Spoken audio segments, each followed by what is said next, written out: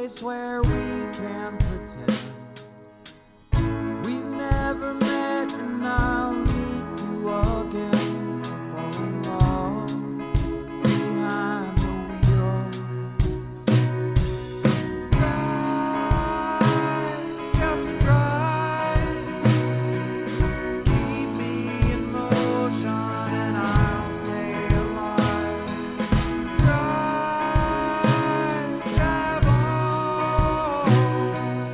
out to the ocean and through the sun.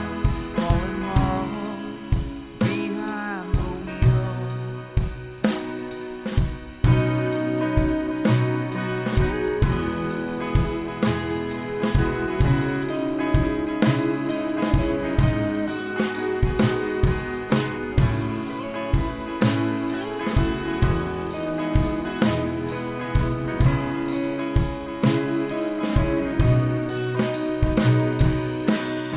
Roll down the window, let it in.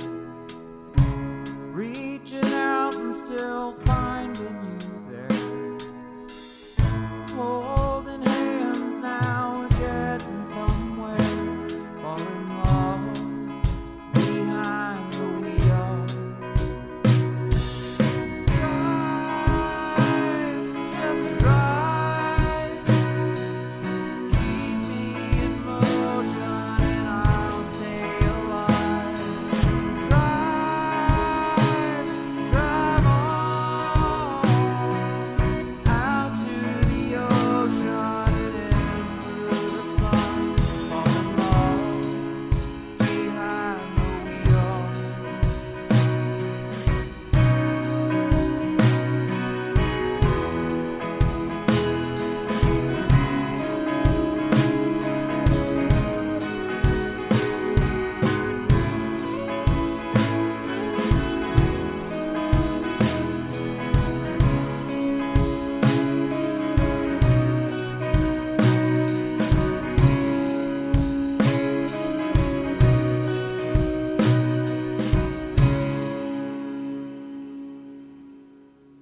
Everyone, that was Drive, and you're listening to Big Blend Radio's Happy Hour show, and that was Drive by John Thursday, based out of Birmingham, Alabama. And we're very excited to have him back on the show with us today. It's been 10 years of waiting too long for having to have him get back on the show with us here on Big Blend Radio. That's crazy. I know. It's amazing. And last time we chatted with him, he was up in Nashville, Tennessee, now in Birmingham. Now he's also writing flash fiction. I just want to go, flash fiction is approaching. I want to know what that means. Well, he's going to talk about that. Good. I know. And this awesome podcast, I want to close my eyes at night and just listen. It just sounds so cool. Or I need to take it on the road when we travel across Texas. He's going to get me through so we can get to Birmingham. That's what's going to happen. Everyone, keep up with John Thursday. Go to thejoinerhouse.com. John, welcome to the show. How are you? I'm great. Thanks for having me. Hey, Nancy and I are all hyper excited because it's been a while, and it seems like this whole new thing's going on, doing the podcast, the fiction writing. Man, what's happened in the last 10 years? More kids? Yeah, right? Yeah. Yep. Well, all kinds of fun stuff. We did move from Nashville to Birmingham. Birmingham's awesome. We love being here. Nashville was fantastic, too. But every town has its own special thing to offer and influence on me and the work that I'm doing and whatnot. So, yeah, it's been a wild ride. And you guys are doing a lot too. It's great to be back with you. I know, man. I'm so happy. Nancy and I both were like, hey, he's back Cool. on the show, new music. We still play things like Glorious, Glorious album. We play that a lot. And we still play Little Liar. We like to play that a lot, especially in the political system times now. We have to play that. And Work, we play that because we still don't want to go to work. Yeah. And Lillian, right. Hoo Hoo. That's off the Bad Birmingham album. And now, people can't get that now? Well, I'm kind of fickle when it comes to my work, and sometimes I just take it down. if they send me a nice email, I'll send them a personal copy. But I don't have it up anywhere. Yeah, you guys are the only ones doing anything with it. I'm playing it all day, every day on the radio now. That's it. Exclusive. I know. So you are. It's like part of the canon that's hidden away. It's like a secret track. Only you guys have it now. Oh, we feel so good about that. You know, I remember when you and Rachel first came on the show, but now she's got a different name, right? We're gonna get Bonnie. Oh, Bonnie. yeah? Well, Bonnie. Cabbage Babble. Yeah. Or Bon Bouche. Are you talking about Bon Bouche? That's it. Yeah. When you guys were traveling and busking, which I don't even think you can busk anymore. Bon Bouche? Bon. Well, Bouche. no, you can. I mean, it's a difficult way to get by. That's for sure. Oh, for sure. Yeah, but yeah. So. But you can do it just as much now as you could any other time. I mean, it's wrought with difficulty, but it's also character building, I suppose, in an old-fashioned sense. I have to say that I once did painting in the street, and cool. Yes, so painting in public was extremely hard. It was probably the worst thing I've ever done, but you grow as a person, and I have nothing more to say about that. Right. No, but I mean, I'm sure the experience was similar. I mean, you're right there, encountering everybody on the street, and it's unique and eye-opening, and I think that absolutely a growing experience for sure, and it's extremely difficult to put yourself in that position. Yeah. We have a guy in Birmingham who's a fixture down here who does watercolors. He's really good. Oh wow. And he's yeah. Oh man, I can't wait. We're going to come you see do you. where you interact with the public like that, doing you're sort of, to a certain extent, almost forcing yourself on them in their routine, because, they may be going, any aspect of their life, whether it's work, it's such just part of their routine. And then there you are saying, hey, interact with me, or I'm here and I don't want you to interact with me, I guess, in the case of painting, I don't know. I was just going to say, I think it's the other way around. Like they were forcing their opinions on you. Yeah. Like, leave me alone, I'm painting. But I know. In a public space, it's interesting, what role you're going to play in a public space, Well, yeah, and what's interesting is, to me, it's the pebble in the stream, especially in a city environment. Everyone's flowing on their way to work. They have their thing, It's like, it's like the broken car on the side of the road makes everything change. But we need the pebbles in the stream. Like Chet Atkins always says, if you have no pebbles in the stream, you have no sound, you have no music. That's the music. Yeah, And absolutely. That's it to me. It's like that's part of that change, and that's what the arts are supposed to do: make us think, change, have a different feeling. Whatever it is, or I think reconnect. if you approach it like you understand that you're interacting with somebody in the middle of their routine, and if you don't expect a certain reaction from them, and every reaction is equal in its validity, then you're going to be good out there. You'll be fine. Wow. You got to watch out for the people trying to steal your money. Yeah, exactly. You have to have like big boots. Like boots with a T, Nancy. Yeah, well, you got to know when to pick up and walk away. Yeah. Especially on Broadway, but when we were in Nashville doing it, I mean, there'd be times where you would notice that the people that were standing around listening to you weren't there for the music. Oh, they're waiting for you to get off. Oh. See, this is where they say do not close your eyes while you're playing. You know what? They're like rattlesnakes. They come in twos. Oh. One goes to the front and engages you and looks at you, and the other one goes around the back and their hands are out there. I know absolutely. all about that. That's why you don't want to be the busker. Remember the songbooks, busker hits? I remember having that, and it burned in a fire. But anyway. Oh, that sounds like a cool songbook. It's the best songbook ever.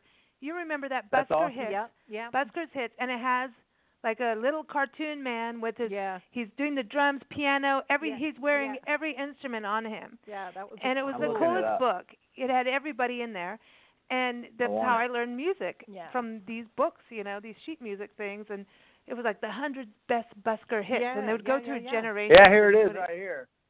101 you found hits it. for buskers. Yeah, something like and it's got like a little cartoon dude.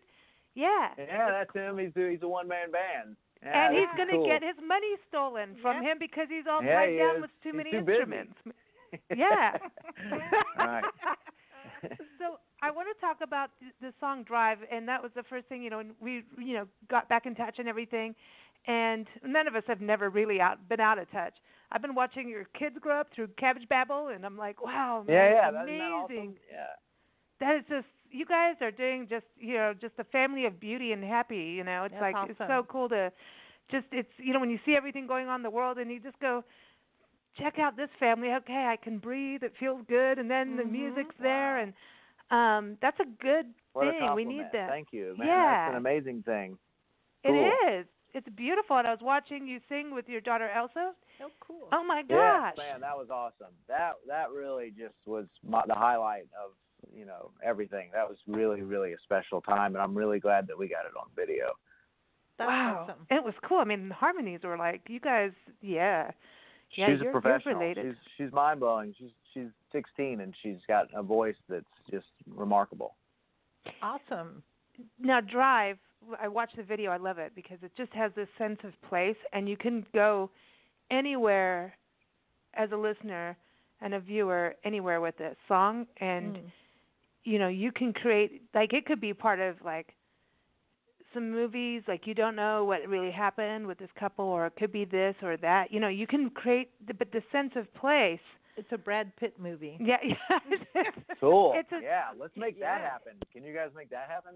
That would be sure. awesome. I mean, we're the Wonder Girls here, a big blend. But there's a vibe, and I think all your music, just listening to the new songs, it's so exciting to me because it's still, that classic sound of yours that you have, and at the same time, it feels like there is more of a sense of place, but not necessarily physically, not necessarily Birmingham, right?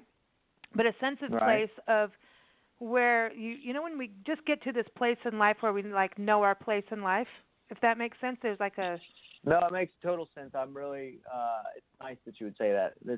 And I'll say perceptive in the sense that, I made a decision at some point in time to become me unapologetically. And not be defined, by anything that wasn't by choice. So maybe you can hear that now. Cool. Yeah. Thank you. There's a phrase that's very useful when people who don't quite get what you're doing or don't like it because they like something else, and they start to talk to you about something with their opinion being like it's their opinion, so they must be right. Right. There's an opinion. There's a statement that we saw from this British guy traveling. It's like, what's the point? Oh yeah, what's the point? Yeah. Idiot Abroad. Right. If anybody, you check that out. It's funnier than hell, man. It's great. It's like, what's the point? You got to watch it. I think it's on Netflix. But what's the point? Yeah, unless it's just really pure. Like, it's just got to be 100% just real. It's so much easier once you make that step. And I think, John, it has always been that way with you. And it's just now like the dust has settled, if you know what I mean. Yet there's still dust, so that means you're active. So dust You're right. doesn't mean death, right? I have always sort of tried to be as honest as I possibly could in my writing as far as the songs go. And I've written about personal moments, but in such a way that hopefully translate to anybody who might be suffering from the same aspect of the human condition at any point in time. But the human condition. That's such a I was reading something today. I went to the bookstore. I got to the used bookstore. I got two really cool books. I got a sort of country guitar licks book from 1973. Yeah, a friend of mine actually knows the author. And then I got this Camus book. And in it, he was talking about, the sort of human inquiry up against the silence of the universe. And that's sort of, touching, what I feel like sometimes I'm attempting, I'm asking these questions against the silent universe, and I'm okay with its, I understand the necessity of its silence, but it doesn't mean I'm not going to attempt to try to find some sort of truth. It's just what what it is. You know, and I just like the human condition. That phrase to me is just so. It just is like brings us all back to reality that we all like. That's the condition, man. That's like what's the weather like? You know, and the human condition changes weather all the time. Like you know, right now we're in between storms. Yeah, and it's like we're all experiencing the same sort of, you know, like I mean, life is a struggle, and we're all struggling, and we have each other to sort of, hey, you know, I know how you feel, man. I went through that. I got my heart broken, or I, you know, get anxious about this or that, or whatever. Yeah. Yeah. I want to share this. I just think the human condition is humans trying to actually be human. I want to be more animal than human. It's hard to be human. I think it's really hard to be human, and we're not there yet. Oh yeah. Uh-oh. People are going to start sending me the missing link. Oh yeah. Stuff. Here, yeah. I want to share this. Steve Schneikert, our Hollywood historian, is listening in, and when we were talking about, you know, being the street musician, street artist, and talking about the pebble in the stream. This is. I'm waiting to find out what song this is, but he quotes this lyric: "To laugh like a brook when it trips and falls over stones on its way." Oh, I know where that's Isn't that from. nice? I like that. That's a good lyric. I know that's from a musical. Oh my God! I know he's sending The Sound of Music. Yeah. Oh, who knew? Yeah, there it is. Man, that's a whole weird. The Sound of Music is bizarre, man. It's like everyone thinks this is the most beautiful la la la, but it's really evil. Got some great music in it. I know, but there's some craziness in there. I'm just saying. Just saying. Well, but you could just put it into like one sentence. Enjoy the small things because the big things are way out of your control. There it is. There it is. So I want to talk to you also about this podcast, man. This podcast is so cool to listen to. Just like your voice is like, you just feel like you're in this. I don't know. It's like I almost want to say it's like a Lebowski thing to me, just off that doesn't even make sense. But there's this. I dig it, man, because it's got this sense of place again, with the music in it, and just like the way your voice comes through, and it's like, here's a story, man, and it's really nice because people can listen and chill out, and kind of you immediately want to turn everything off. You don't want to listen while you're working or something. This is like a beautiful I get art. what you're saying when you say Lebowski. I mean, I it's not the craziest thing in the world in the sense that there is a certain sort of you know, chill about the delivery of the story, and the music sort of background is kind of got like a chill sort of thing, but at the same time it's kind of out there, man, you know. And it's like it's Hunter Thomas with Lebowski. There you go. No, it's really cool to listen to. But I've had people tell me that they've been hypnotized by the actual, you know, aesthetic of it, like the sound of it, not even necessarily the story, just the production and the. So I know what you're talking about. Now it's weird because you feel like you're in a movie, but you're listening, not watching. So would you ever take it into some visual thing with it, or would it ruin it? Sure, absolutely. As soon as someone buys the story and we start working on the screenplay, I'm all about it. Man, this is so cool. So did you write? No, you're a songwriter, but you're doing flash fiction. Right. So isn't it all connected in the creative process in some way? And by being a songwriter, it kind of clips it like it's an editing tool in a way, so that you get to the heart. Yeah, I'm telling a story. This whole thing is just a story for the 21st century, using all the various tools that I have available to me. You know, music and video and podcasting, and then this flash fiction thing, this prequel thing that I started doing. You know, it's just various aspects of the same story, which is the story of the human condition, like what one man's experience with the various obstacles and triumphs of life. You know, the huge ones and the wins and the losses and the stresses and the reaction to it. I mean, there's a soundtrack, there's video, there's audio, there's writing. It's all the same story. And so Nancy wanted to know earlier about flash fiction. Yeah, what's your description of that? Well, I just used this little definition that I found, which works pretty well for me, that it's just extremely brief, typically only a few hundred words or fewer in its entirety. So the flash has to do with how brief it is. But in my situation, the excerpts are a little long for flash. I mean, I think the first one was 800 words, but they're shorter than like a full-length essay or something. So each episode of In the Road is like 15 minutes, and it's about 3,000 words. Each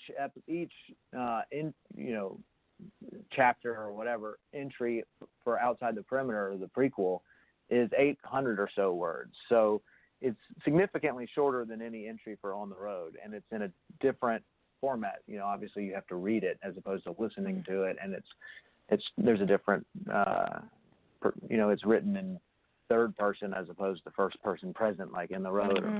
So there's these differences stylistically, and maybe it's a misnomer to say flash fiction, but each entry is just a real short piece, and it's made so that these, although I have them in order on the website, you could read them in any order and not be lost, because each entry is designed to stand on its own and to be read in any order. Yeah, as opposed to In the Road, which is sequential.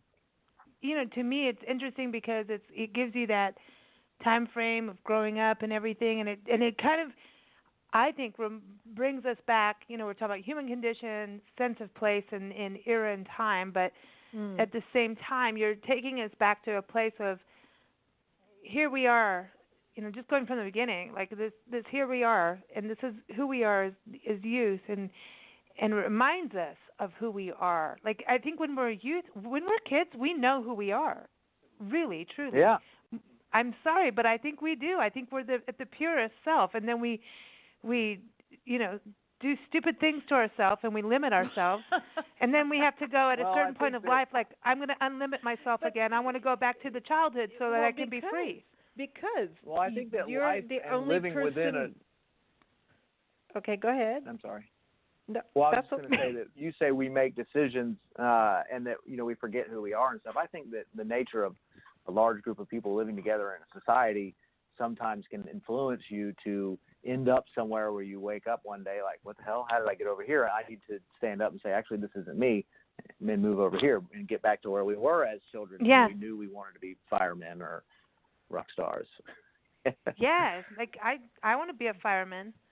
Right. I have a thing about firemen, but anyway, that's different than being one. Yeah, I know, but I'm with you on this because it's true. Life goes this way and that way, and if you don't take those, you've got to take the other stream. Sometime going back to the stream with the pebbles, and you have these little branches, and if you don't go in those different branches, you don't get to add those different layers of interest and learning something new. And who you are as a child informs so much who you are as an adult that it really helps tell the story. That's why I chose to do a prequel, was to sort of fill out some aspects of this particular experience or story, that would be far more informative if they were seen as events that happened in a childhood, so that some of the stuff going on in the road could, make more sense. What's it like being a parent? Like, now that's a big question. But I mean, what is it like being a parent, going into that zone of like where you were? Like, do you look at your children and go, I know what you're going to do next, and I did it, and I'm going to see if you do it or not? Like, do you play those kind of head games on what they're doing? Well, I wouldn't call them games, but I definitely say, hey, you can benefit from me telling you what it was like when I felt the way that you do. And when I made decisions that you're now faced with, here's what happened to me. And a lot of the times, I mean, I'm in motion, but I'm battered. I didn't necessarily make the right decision most of the time. So, I never took anybody's word for it. Like, hey, if you do this, this might happen. I'll see. Let me find out for myself. And then I found out. And I don't expect my children to necessarily take my word for it all the time. I do think that when they look at me and, can benefit from me having been through something, and maybe they even were around for it. Maybe they saw me go through something, hopefully that, kind of like we don't have to learn how to build rockets anymore because someone else already learned how to build them. Now we just take them to the moon. I hope that they can take my rocket to the moon instead of having to rebuild it. Yeah, it's and just keep progressing in a good way. They're just going to morph it their way. Yeah. Because they can't go back. Yeah. I'm not saying you're old. Yeah. I'm saying they got to morph it their way because things have changed between when you made your rocket and they flew it. Man, it's fluidity, right. man, with still structure. Some things that they are encountering that are the exact same, Yeah, I know. especially with my teenager. I know I can remember some of the things that I, faced as a teenager that were decisions that I had to make that she's faced with the exact same decision. And I hope that, and I trust actually that she is being smart and, and that hopefully but yeah, parenting. Man, it's just watching innocence and naivety grow into this other side, and it's like, it is really, if you make a mistake, then your choice is to fix it and learn by it. And, I mean, if you never make a mistake, then you're really not probably doing anything. Yeah. Yeah. Which right. could be the you can't biggest learn if you're not mistake making mistakes, of all. right? Yeah. So you just like, let me try. Oh, well, okay. I didn't expect that. Okay, next time I'll do it this way. That's what life is about, making a whole bunch of mistakes.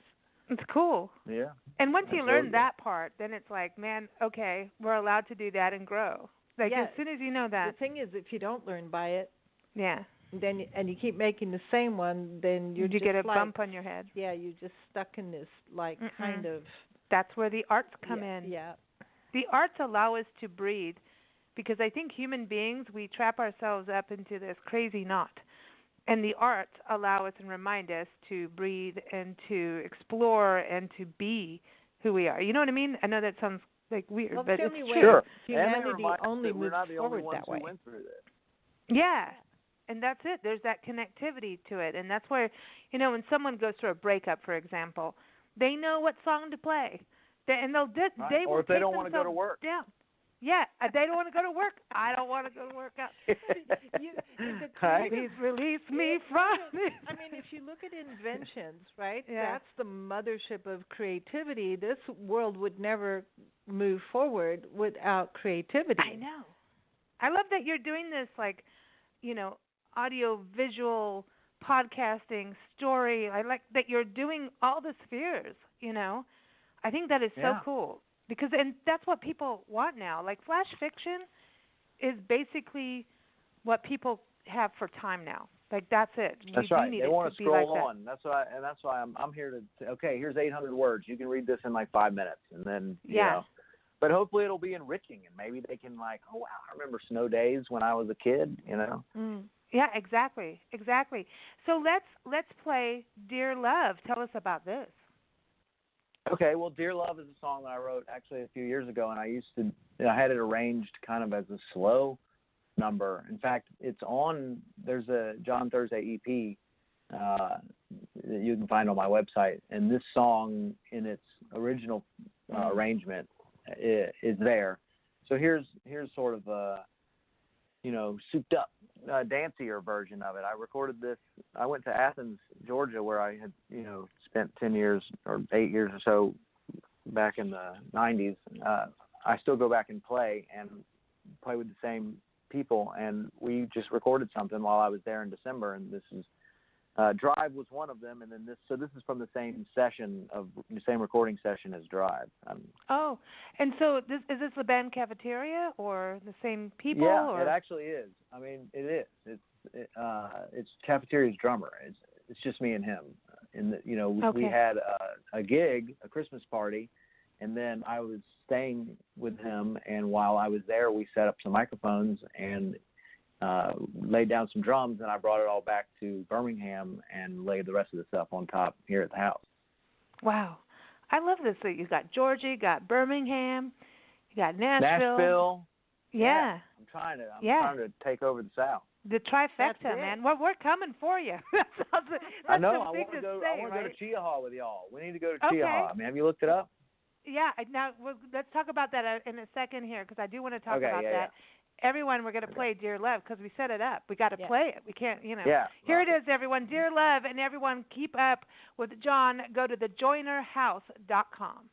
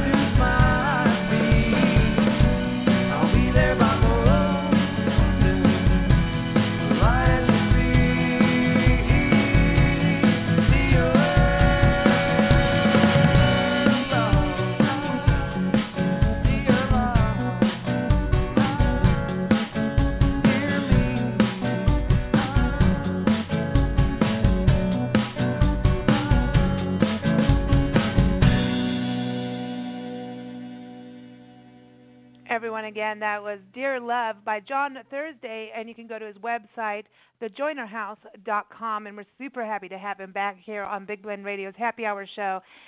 John, I want to say, I think that John Lennon would get into that song. I know you've got those Neil Young vibes, but I think there's something about that, and there's that run, that part. Cool. Yeah. I like that little keyboard part there. Yeah. Yeah, it's got that little run in there that does this okay, and I kind of feel like John Lennon would dig it. Don't you think he would cover it? I'm just saying. Yeah. Well, I know so. John. I talk to him every day. He would cover that. That's cool. It would be like it's got that little. I don't know. Just felt that to me I'll take it. when I listened to it. Yeah, I do too, man. So now listen, when we come out on our Love Your Parks tour, and you sent me the state park, Cheaha, is that how we pronounce it? Yeah. Okay, so this was actually named from the Creek Nation. Okay, Native so I know there's group. a story, and that's like Chief Cheaha that's laid on his back, and he grew because he was poisoned to sleep because there was a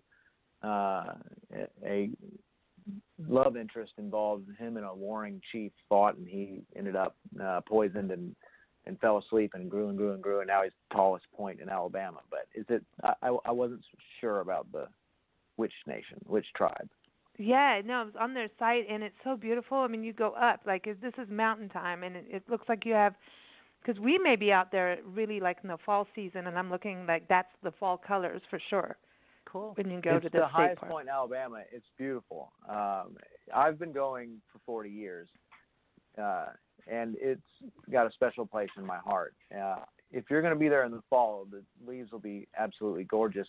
And depending on what sort of accommodations you guys are going to be looking for, the chalets and stuff book up. You should probably start looking at making reservations now, or maybe you have something already taken care of. But they have camping, they have cabins, and they have chalets, and they have a motel. But it's really, really popular in that time of the year because it's so beautiful. Oh yeah, because I was just looking. This is like magic. We always go in the shoulder seasons of things because of crowds and filming and stuff like that, and you know we promote everyone to go to a park. You got to come with us. We have to. Yeah. We have to have like a family picnic adventure thing. Totally. Absolutely. Cool. It's the Bear Mountain picnic. Let's plan it. Can we play the Bear And Mountain? there's also this cool little. There's like a little pavilion there that is open to anybody who is staying in the park. And I always had this little fantasy of having a, kind of a folk music show at this little pavilion. I mean, when we were kids, they used to use it for impromptu church services and stuff. It's a kind of a small pavilion, maybe, 40 people could fit in there or something. But there's always campers and everything up there. It would be super fun to just go up there with a guitar and play one Saturday morning or Sunday morning or something. Let's have a jam session. That's what I'm thinking. We could pass out flyers to the campers and have them all show up. Y'all could do a show from the pavilion. I mean, it'd be cool. Are you going to have a little portable rig and all building. That? Okay, so John, I have to say, we'll do a live radio show from there. This is building. This is the second time it's happened within a month. Mm-hmm. So our friend Kwame Benet, he's out in. He was in Harlem. He's from West Ghana. Ghana, lived in West London. Then now he's in New Jersey. But anyway, he's an amazing musician, roots rock. He's amazing, and you'd like his music. Anyway, we were talking about him and the Shakedown Band. It's like soul rock, It's all about positivity, but you can rock it like, Otis Redding and that kind of style, right? And Bob Marley's in there and everyone. And we were talking the last time he was on the show. He's like, let's do this, music in the parks. You're going to all the parks. All the musicians should be there at the same time. We should be doing this music park thing. It's like and now you brought there you that go. up. So I was like thinking. And I mean, at Chiaha, it's perfect too. I mean, because anyone can use this little pavilion and no one is ever there. So it would be cool. We just hand out flyers and say, hey, we're doing this really fun thing. Come check it out. Oh my gosh, we're going to do. It's a flash mob of musicians. Yeah, and if you just do it as that, you don't need permits. You just go, set up, play, and then get out, and then they go, hey, who it's said the pop-up. you could do that? And you just go, flash mob. It's the musical pop-up. Right. I like the musical pop-up. Well, they're really cool at Chiaha. They would probably encourage us playing songs for the campers. Well, some of the national parks, okay, so like in New Orleans, they have park rangers who play in the jazz park, the New Orleans, the jazz district, and they have all these, this park rangers who are musicians. They do, That's and they have rock. Some of them were singing like during the government shutdown. They were doing like the shutdown blues, and the park rangers were just recording their stuff and putting it up on Facebook. It was so cool. So there's a lot of musical park rangers out there. I love it. So I think we're going to cultivate this. So. John, you're on board. Like, you're in now. I'm on board for sure. Yeah. Okay. Awesome. Okay, so something's going to happen with this, and I know it for sure. Good. It will it's totally my favorite happen. place in the world, too. So I look forward to anything that happens up there. Okay, we love it. Okay, now it is time to play Happy Hour. Are you ready? Because this is the Happy Hour show, so it's time. I'm ready.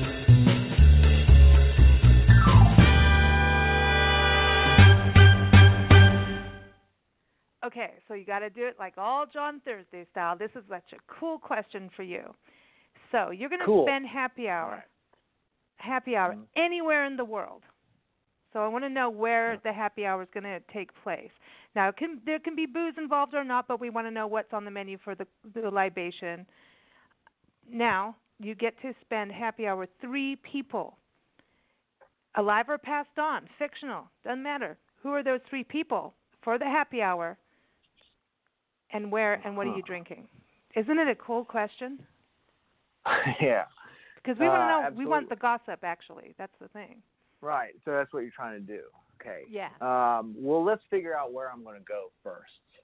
So I'm allowed to just go. Yeah. I've never seen France, and I'm interested in. But also no. Let's go with Greece. How about Greece? Cool. I want to go to Greece. There's a lot of stuff I want to check out. I've been reading a lot of party. Myths. Yeah, we can do that. I've been reading, lately. I've been getting into the myths, the Greek myths, and so I kind of want to go to the land of where those originated. There's just so much history there. So Greece it is.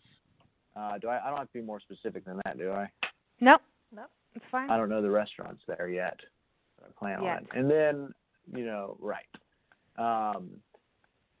And what is on the menu? So I'm eating, in the 10 years since you and I have last spoken, I have gone completely vegan. Right for on. quite some time now. Yeah. So and when we were talking, I was completely vegan, but now I still eat eggs. But they're cage-free, happy chickens. I had no idea you were vegan back then, and now you're everything. But you're vegan except for eggs. Yeah, like we're pretty much vegetarian, and then when you travel, it's really difficult when you're writing stuff and you know. So we're trying. Yeah, I hear you. We try. So 10 years ago, you were vegan, right? Yeah. That's awesome. I had no earthly idea. I love it. We're not going to digress into a whole episode on that, but there's influencing my menu. And I don't drink anymore. 10 years ago, I drank when I was talking to you. So we'll handle as it far for as you. dirt goes, there you go. That's right. We'll But that's a good way to get dirt on people because now you found out that I don't drink and I only eat plants with that question. And then I eat Greek myths. Imagine all of that. Okay, so what are you going to eat? What's on the vegan thing? Because you could be having carrot juice. You could be, I don't do fruit or vegetable juices really either. I don't. I'm such a boring. Yeah, I know. God, it sounded terrible. There he sits with and his I was head doing of so lettuce. well up into this point. Do you drink tea? Yes, I'm drinking tea right now. Okay, right tea. This second. Yeah. Cool. Stella Artois is making like a weed beer. Maybe they'll have that in Greece by the time this happens. Oh wait, since I can do anything, I want Stella Artois' new weed beer. Weed beer? They have weed beer? Yeah. Really? They're That's making cool. weed beer. I think it's Stella Artois. Yeah.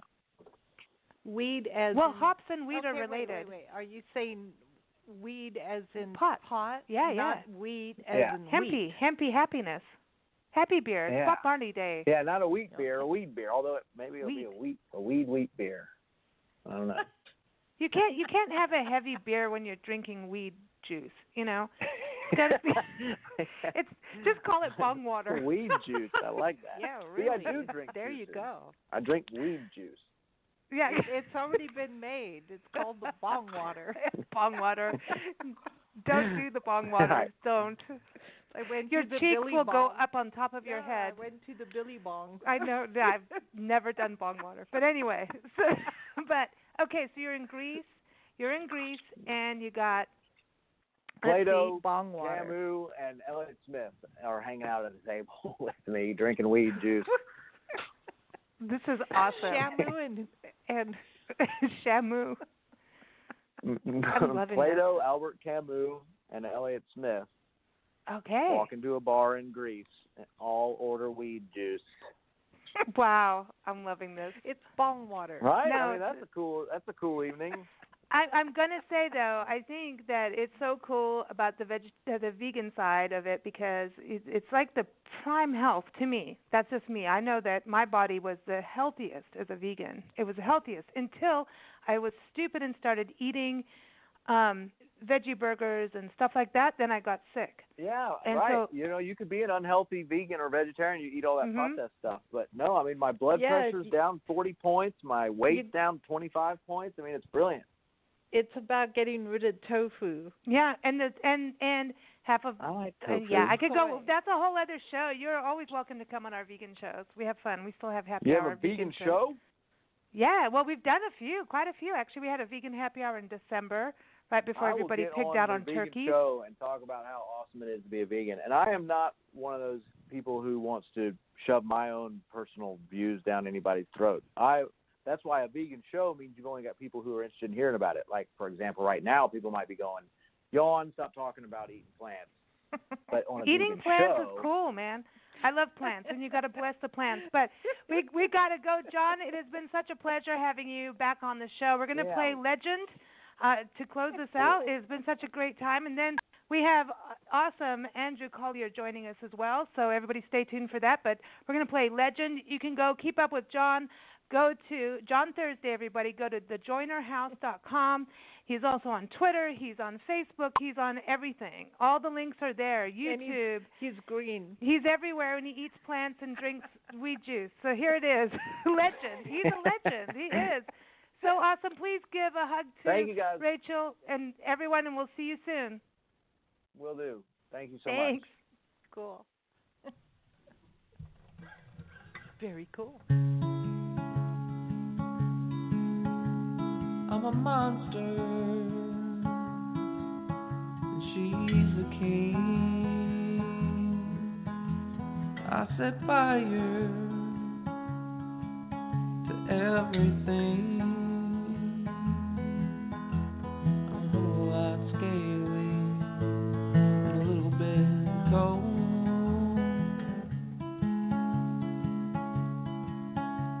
She's a monarch.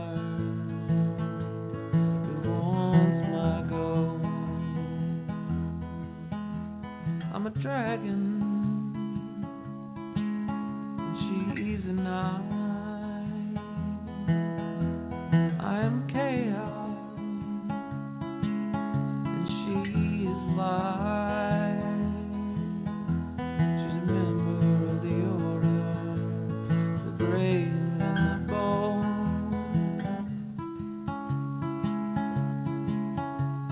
I'm darker than the night, twice as old.